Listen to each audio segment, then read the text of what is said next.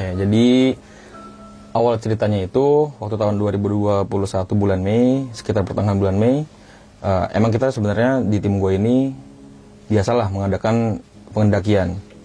Teman gue ini nge-WA gue lah di pertengahan bulan Mei itu, ngajakin naik gunung kan. Gue respon, oke, kita mau naik kapan dan kemana.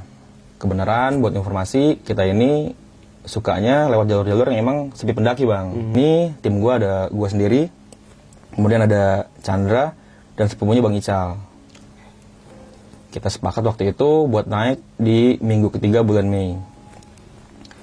Sampai H-3, gue konfirmasi lagi kan ke tim gue juga kan, kita bakalan jadi apa enggak. Akhirnya setelah kita diskusi, ternyata gagal bang. Nah, tanggal 4 Juni, H-3 kita ketemuan lagi nih, kita diskusi lagi. Dan ternyata dibilang kemungkinan bakalan di schedule lagi kan. Karena di pagi itu si Chandra ini dapat kabar bahwa omnya meninggal. Inisiatif buat datang duluan, buat ngurusin tiket bisa lagi kan, konfirmasi lagi kan. Sampai sana gue sebelum maghrib. Akhirnya setelah nunggu lama dan gak ada angkutan yang bisa bawa kita ke sana, kita nyetopin nih mobil sayur. Sampailah di pintu masuk kawasan Guci. Jam tujuan bang. Sampai jam tujuan di situ. Di situ ternyata emang ada sih satu kelompok pendaki dari Pekalongan dan mereka juga sama kayak kita nih, agak bandel, lewat jalur belakang. Cuman dari pihak basecampnya masih kayak mungkin kasihan kali ya, ini orang udah jauh-jauh masa nggak dikasih naik. Nah akhirnya dibolehin lah naik di situ. Diboleh naik asal resiko nanggung sendiri gitu. Iya kayak gitu. Di situ waktu kita nyampe si pendaki dari Pekalongan ini udah mau jalan nih. Mereka sih bilang mau jalan jam 8. Kita karena baru nyampe, kita siap-siap dulu situ, kita nyari informasi dulu kan ke pihak basecampnya kayak gimana. Dan ternyata di hari itu yang ada di kawasan jalur ada 3 kelompok. Yang udah jalan duluan di hari kemarinnya itu dari Tangerang, dan yang hari ini dari Pekalongan dan dari Jakarta gua. Oke. Singkat cerita, si pendaki dari Pekalongan ini jalan duluan sekitar jam 8-an. Nah, kita masih prepare di situ. Nah, di sini karena mungkin gue masuk angin kali ya. Badan gak enak. Gak tau kenapa waktu itu udah sakit. Waktu itu udah kayak mutusin, wah gak bisa naik nih gue.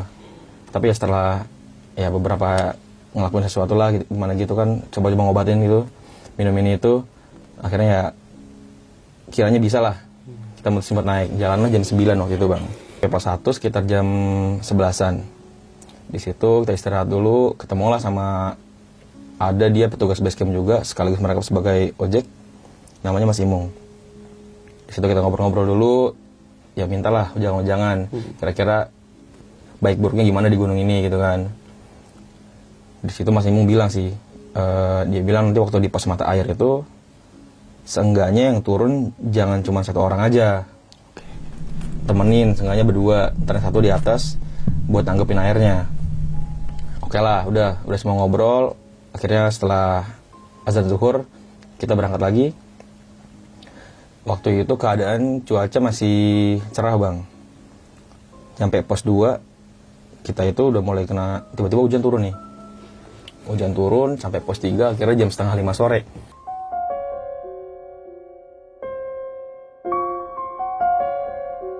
Kita bangun tenda di situ, kita masak-masak, akhirnya pun malam.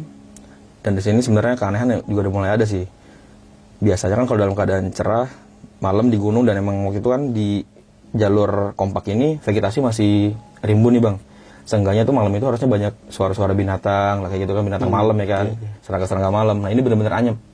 Pagi pun tiba, jam 3.30 tuh gue bangun mereka semua, kita bikin bekal. Nah di sini gue bikin bekal cuman buat 1 kali makan doang. Mutusin buat jalan, buat summit nih, dari pos 3. Kita jalan dari pos 3 ke pos 4 itu sekitar 2,5 jam. Sampailah sekitar jam 6:30 di pos 3. Di situ kita makan bekal, dan ternyata emang di situ kita udah kelaparan. Kita makan bekalnya, otomatis kita udah gak punya bekal nih bang. Karena gue jalan lah, lanjutin sama Bang Ical. Nemu nih arah mata air kemana. Dan ternyata buat ke mata airnya itu kita mesti nurunin tebing vertikal yang seenggaknya itu 5-7 meter lah.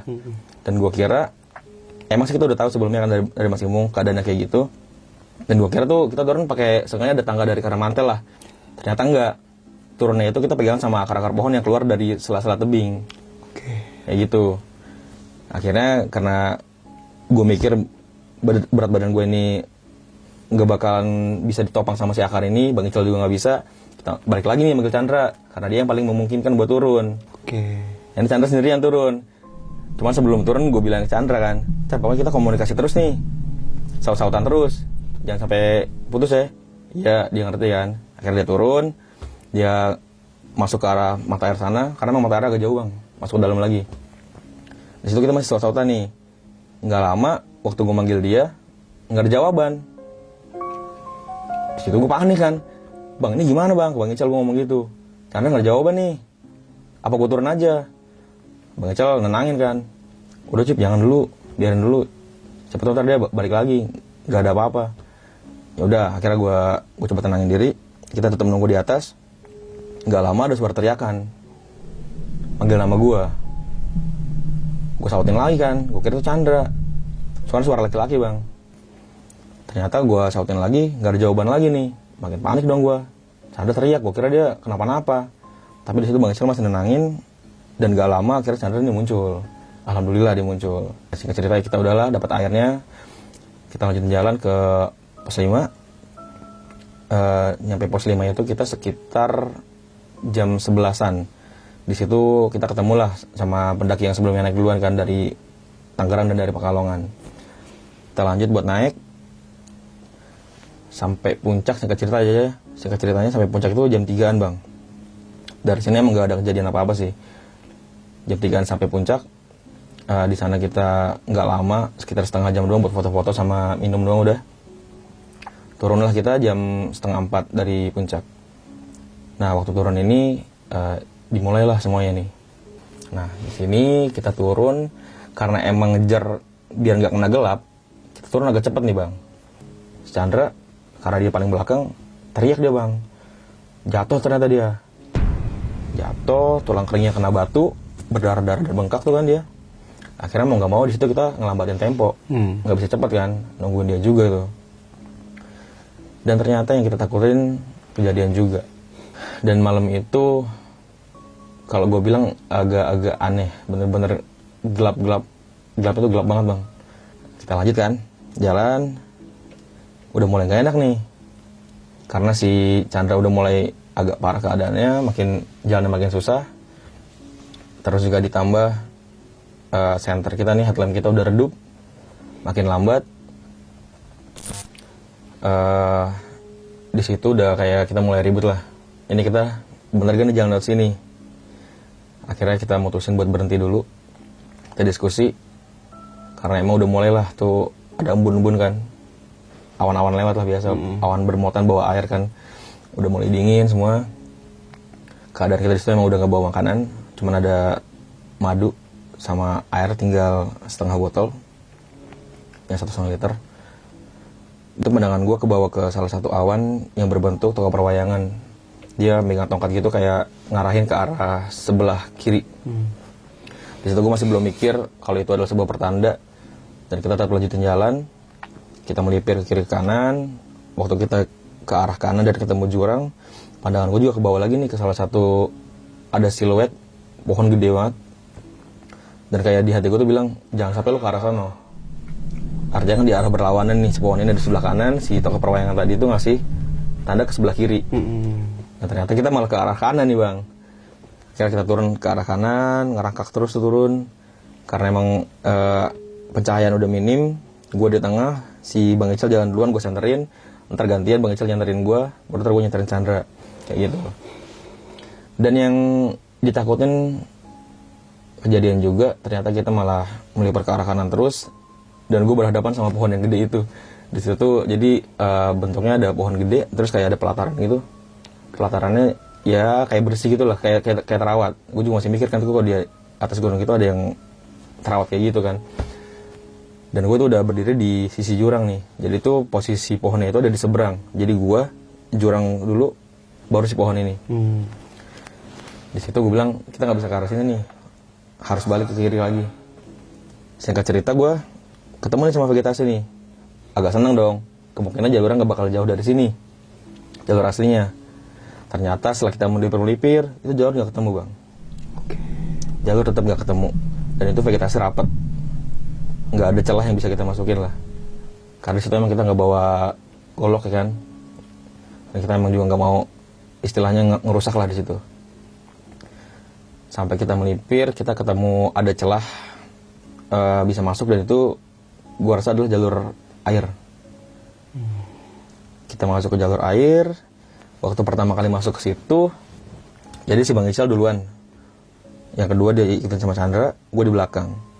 Pertama kali masuk Bang Ical jatuh nih bang. Ternyata buat turun situ agak dalam. Jatuh dia kan. Akhirnya yang belakang ya hati-hati lah masuk kan. Akhirnya kita masuk ke dalam itu. Jadi kondisinya setelah Rimbunan Poncan Tinggi, itu tuh ilalang semua bang. Dan masuk ke situ, di situ gue masih mikir agak aneh juga. Gue bilang gue mau dokumentasi ini. Tapi waktu gue ngeluarin HP gue mau dokumentasiin, kayak hati gue tuh bilang, jangan dah, ini bukan waktu lu gitu. Ya udah, gue ngikutin hati gue kan, gue masukin lagi tuh HP, gue bilang sama Chandra, sama Bang Ical juga, di depan kalau ada tanah lapang, udah kita berhenti, kita bermalam di sini aja. Cuman namanya ego ya kan, dan mungkin juga gue mikirnya dia udah capek, pengen buru-buru nyampe tenda, pengen tidur, pengen makan kan. Ya mereka bilang, ya udah cepet jalan dulu aja terus sampai kalau bisa ketemu jalur gitu. Dan ternyata sampai kita tuh dari puncak jam 3:30 sampai jam 9 malam tuh nggak ketemu bang. Dan itu nggak normal bang. Kayak tadi gue bilang, seharusnya tuh kita naik aja maksimal 3 jam paling lambat. Ini kita turun dari jam 3:30 sore sampai jam 9 malam, 5,5 jam. Akhirnya kita putusin buat balik lagi ke atas. Dan ini waktu kita mau balik bang ke jalur yang tadi kita masuk, logikanya kita lewat ilalang-ilalang itu kan keinjek-injek pada rebah ya. Waktu kita balik itu ilalang rapat semua bang. Ya, akhirnya kita mutusin buat melipir sisi jurang itu. Kita melipir, posisinya si Bang Ical di depan, Chandra kedua, gua ketiga. Jarak antara gua sama Chandra ini sekitar 10 meter. Nah di situ gua sempat ngalamin gua kepleset ke arah jurang. Dan alhamdulillahnya di situ gue refleks tangan gue itu megang ada pohon kecil ya, tingginya nggak nyampe semeter lah. Gue pegangan itu, dan anehnya itu mampu nahan beban badan gue bang. Akhirnya gue bisa pegangan itu, gue bangun, kita lanjutin jalan. Gue di situ akhirnya nemuin tempat yang agak lapang, yang kiranya bisa buat kita istirahat lah di situ. Di situ waktu kita istirahat, tiba-tiba si Bang Ical ini ngeracau aneh nih. Dia bilang gini, duh itu cahaya apaan? Dia ngomong gitu tiba-tiba bang. Terus langsung gue bilang kan, bang lu jangan ngomong aneh-aneh, nggak ada apa-apaan di situ kan. Terus nggak lama itu tiba-tiba Bang Ical sih muntah bang, muntah-muntah. Wah makin panik kan gue. Yang satunya si Chandra ini kakinya udah kena, si Bang Ical kayak gitu lagi. Dan di situ kita nggak ada yang ngerti nih masalah-masalah gimana gitu kan. Akhirnya ya udahlah Bang Ical ditenangin karena kebenaran masih ada obat angin. Kita minumin itu ke Bang Ical. Jadi kondisinya waktu itu persediaan cuma tinggal air doang, yang 1,5 liter tinggal setengah botol, sama ada obat angin dan madu sedikit. Akhirnya Bang Ical dikasih obat angin, gue suruh tidur. Di situ Bang Ical bisa tidur duluan nih. Sisa gue sama Chandra yang masih bangun. Keadaan waktu itu jam 10 malam. Di situ gue lagi gendong keril, tiba-tiba ada yang nyapa gue dari samping kiri. Sosoknya itu dia pakai baju pangsi dan pakai peci warna hitam. Dia manggil, Mas mau kemana? gue jawab bang, ini pak mau turun. Terus dia ngomong lagi, Lu di sini mampir dulu, minum-minum dulu. nah gue ngeiyain nih, gue mampir. Dan anehnya tuh di situ keadaannya ada rumah bang. Jadi itu si bapak itu manggil dari depan rumah. Akhirnya gue mampir ke situ, gue naruh keril. Si bapak ini ngomong lagi ke orang di dalam, gue gak tahu siapa ya. Dia ngomong gini, Mbak, nih, tolong dibikinin minum dulu. sampai situ gue kebangun nih.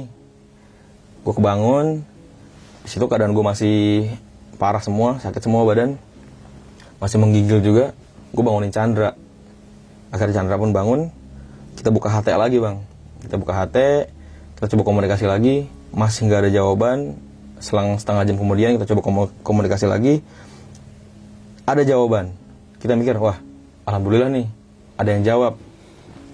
Cuman di jawabannya ini agak aneh sih. Jadi kan bahasa itu kan kalau di daerah Tegal itu kan ngapak ya. Cuman yang jawabnya ini pakai bahasa Jawa Cirebon. Oke. Dan gue nanya Chandra, lu ngerti gak bahasa ini artinya apa? Gue kebenaran gak ngerti nih. Dia bilang, dia jawabnya gak tahu Cup. Loh kok gak tahu? Maksudnya apa? Gue bilang, ini gue timnya Chandra. Jadi di hari itu gue komunikasi, gue bilang gini, ini timnya Chandra tersesat lah, intinya kayak gitu kan. Terus jawabannya itu, gak tahu, saya gak tahu. Cuma gitu doang. Aneh, gue bilang, wah kok kayak gini. Akhirnya ya udahlah, putus asa kan, hati dimatiin. Di situ gue masih ngeluh ke Chandra, gue sakit. Gue bilang gue gak kuat. Di situ gue ketiduran lagi tuh bang, akhirnya bang. Bisa tidur lagi, ketiduran. Dan gue mimpi lagi. Di situ ada, di mimpi itu gue ketemu, gue lagi duduk di tempat gue tidur itu. Ada sosok menyerupai kakek gue. Datang tuh dia. Cuma bilang gini doang. Udah, pada berdoa aja. Banyakin doanya kayak gitu. Nah disitu gue kebangun lagi. Itu jam 2. Gue kebangun, gue liat jam, wah jam 2 nih. Di situ gue udah masih menggigil banget. Gue coba ngeluarin korek, gue nyari daun kering, gue bakar buat ngangkatin badan kan. Lumayan membantu juga itu. Gak lama kedengar suara-suara bang dari belakang gue. Suara-suara kayak ada orang datang. Itu dalam keadaan gue sadar suara itu. Di situ gue refleks, gue ngambil pisau gue. Gue ngambil pisau, gue udah posisi defense nih. Gue tungguin kan. Yang gue takutin, mohon maaf, bukannya mistisnya, bukannya sosok dari astral yang gue takutin. Gue takutin situ ada binatang buas yang datang. Karena menurut penuturan orang-orang base camp di situ masih ada binatang buasnya. Dan gue tungguin berapa lama, ternyata nggak ada apapun juga yang datang ke arah gue. Di situ gue taruh lagi pisaunya. Gue coba duduk lagi, gue masih ngeluh ke Chandra dan emang ya mau gimana kan, nggak bisa berbuat apa-apa. Akhirnya di jam 2-an itu gue ketiduran lagi. Nah di sini karena gue udah keadaannya udah parah banget, gue udah pasrah, gue udah wah kacau lah. Di situ nangis gue bang, kayak mikirin kesalahan gue selama hidup kan. Udah bener-bener gak kuat gue di situ. Gue bawa zikir aja kan, gue doa-doa. Dan gak lama gue ketiduran lagi. Dan di sini gue mimpi lagi. Dan ini yang paling aneh sih menurut gue. Jadi di mimpi itu gue tiba-tiba duduk ada di, jadi kan posisi gue tidur kan gue agak miring gini. Gue duduk di atas ini dan gue ngeliat di situ ada gue, Chandra sama Bang Ical. Gue mikir, loh kok begini? Apa gue udah lewat? Gue mikir kayak gitu bang. Gue lagi mikir kayak gitu, tiba-tiba ada yang nepak dari belakang gue. Mbak napak gue nengok kan. Terus dia langsung ngomong kayak gini, Dek, udah tenang aja, besok juga jalurnya ketemu. Sambil nyodorin minum. Dia ngomong gini, nih tehnya diminum dulu aja. Dan gak sengaja gue refleks, gue ambil itu minuman bang. Gue minum itu minumannya. Setelah gue minum, gue nanya ke mbak ini, iya mbak, tapi jalurnya di sebelah mana? Nah terus dia bilang gini, si mbak-mbaknya, noh itu jalur di sebelah sana tuh, sambil nunjuk gitu bang. Nah otomatis pandangan gue ngikutin arah tunjukannya dia. Dan anehnya, kayaknya itu pandangan gue ngikutin arah tunjukannya dia gitu. Kayak masuk ke hutan terus, dan ujungnya gue ngeliat jalur emang. Gue ngeliat jalur, terus setelah gue dikasih minum itu, yang gue lihat lagi sih di mimpi gue itu, karena gue tidur di depan itu jurang, di jurang ini banyak sosok yang lainnya juga. Itu ada yang menyerupai pendaki, kayak pendaki gitulah, berpakaian pendaki gitu. Dia itu seakan-akan emang komunikasi ini nggak terjadi, cuma seakan-akan kayak mereka tuh ngajakin gue buat ayo nih kesini jalurnya gitu loh. Waktu gue ngeliat itu semua, tiba-tiba sosok-sosok yang depan gue ini agak diem bang, agak mundur, sambil ngeliatin ke arah belakang gue. Waktu gue nengok ke belakang, gue lihat, waduh, ternyata ada si mbak-mbak ini, terus ada si bapak-bapak yang pakai pangsi itu, Terus ada si sosok yang menyerupai kakek gue ini, sama ada sosok yang berpakaian serba putih, dan di atas sana di arah puncak ada sosok yang emang waktu gue tanya di bawah itu yang diyakini adalah Mbah Slamet. Oke. Jadi si sosok-sosok yang ngajak gue ini, yang para pendaki yang di pinggir jurang ini, kalau gue lihat ekspresinya agak-agak ketakutan gitu. Dan dari situ akhirnya gue, setelah kejadian itu gue kebangun, dan itu pas banget sama azan subuh. Dan keadaan gue saat bangun itu, anehnya gue tiba-tiba seger bang. Semua yang gue rasain sakit itu hilang semua. Gue udah seger, gue bangun sendiri, gue pemanasan kan. Gue masih belum bangunin si Chandra sama Bang Ical nih. Nggak lama, sekitar jam 5:30, gue bangunin lah mereka berdua. Gue ceritain kejadian semalam, apa yang gue alamin, apa yang gue lihat di mimpi gue. Gue bilang ke mereka berdua, gue mimpi kayak gini. Gue dikasih tau jalur, lo percaya gak sama gue? Mereka bilang, ya udah Cup, jalan aja. Jalan kan. Mereka udah setuju kayak gitu. Cuman gue masih mikir, karena yang gue temuin ini adalah sosok yang nggak tahu gue siapa, yang gue nggak tahu dia itu siapa. Gue nggak langsung percaya bang. Gue masih analisa kan, kalau gue ngikutin petunjuknya dia, apakah benar itu jalurnya? Takutnya malah disesatin lagi kan.